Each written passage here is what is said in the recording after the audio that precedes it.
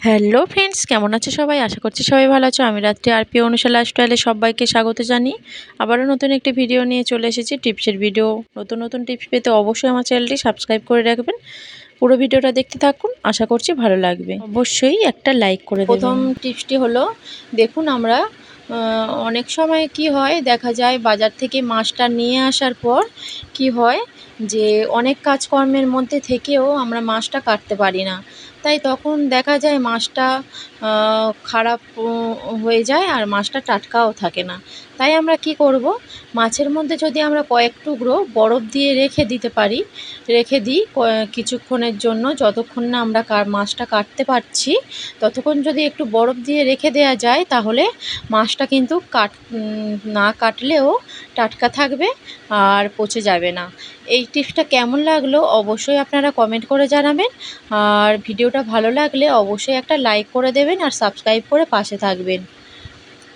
আর দেখুন, মাছ এইভাবে যদি আমরা রেখে দিই তাহলে মাছটা কিন্তু অনেকক্ষণ সময় টাটকা থেকে যাবে, যতক্ষণ না আমরা কাটবো। এতে অবশ্যই আপনারা টিপসটা অ্যাপ্লাই করবেন। চলে আসছি পরের টিপসে। আর বন্ধুরা দেখুন, আমি একটা গ্রেটার নিয়েছি। আর এরকম গ্রেটার কিন্তু আমাদের সবার বাড়িতেই একটা করে এখন থাকে। আর আমাদের যখনই অল্প অল্প আদা রসুন যখন আমাদের পেস্ট করতে হয়, তখন কিন্তু আমরা মিক্সচারে বা শিলপাটায় করতে পারি না, তো গ্রেটারে আমরা করে নিই। তো এই গ্রেটারটা কিন্তু আমরা কয়েক মাস ব্যবহার করার পরে কিন্তু আমাদের এটাতে ধারটা চলে যায়। তখন কিন্তু আমরা যখনই কোনো জিনিস গ্রেড করতে যাব, তখন কিন্তু আমরা গ্রেড করতে পারি না, মানে হতেই চায় না, অনেকটাই সময় লাগে। তাই আমি কি করছি, দেখুন আমাদের সবার বাড়িতে এরকমই কাপ থাকে, তো কড়ির কাপ। তো ওরকমই কাপ নিয়ে আমি খুব ভালো করে কড়ির যে কাপের পিছনটা দিয়ে খুব ভালো করে এইভাবে, দেখুন যেমনই আদা রসুন আমরা গ্রেড করি সেরকমইভাবে একদমই কিন্তু আমরা এরকম ধারটা দিয়ে নিতে পারি।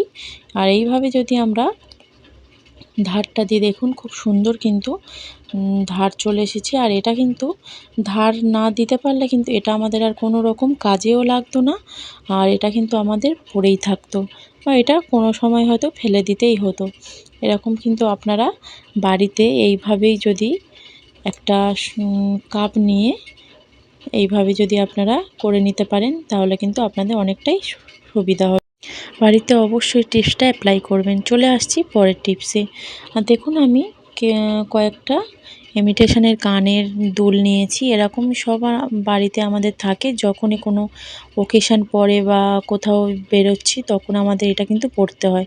আর অনেকের দেখা যায় এই ইমিটেশনের কানের পরলে কানটা ব্যথা হয়ে যায়, ফুলে যায় বা পুঁজ হয়, এরকমই সমস্যা দেখা দিতেই পারে। আর এই সমস্যার জন্য কিন্তু অনেক সময় অনেকেই এরকম ইমিটেশনের জিনিস কিন্তু পরতেই চায় না, যেহেতু কানে ইনফেকশান হয়ে যেতে পারে, তাই এগুলো পরতে চায় না। তাই আমরা যদি এর কিছু একটা সলিউশন বার করে নিতে পারি, তাহলে আমাদের কিন্তু অনেকটাই সুবিধা হয়ে যাবে। যে সকল বন্ধুরা এখনও পর্যন্ত ভিডিওটা দেখছো অবশ্যই একটা লাইক দিয়ে দাও। আর দেখুন, আমি কিন্তু কয়েকটা রসুনের কোয়া নিয়ে নিয়েছি। আর এরকম রসুন কিন্তু আমাদের সবার বাড়িতে এখন থাকে। আর রসুনের মধ্যে যে ইমিটেশনের যে কানের দুলটা আছে, ওর যে গুঁজিটা আছে, দেখুন আমি খুব ভালো করে দেখিয়ে দিচ্ছি, একটু দেখলে কিন্তু আপনারা বুঝতেই পারবেন।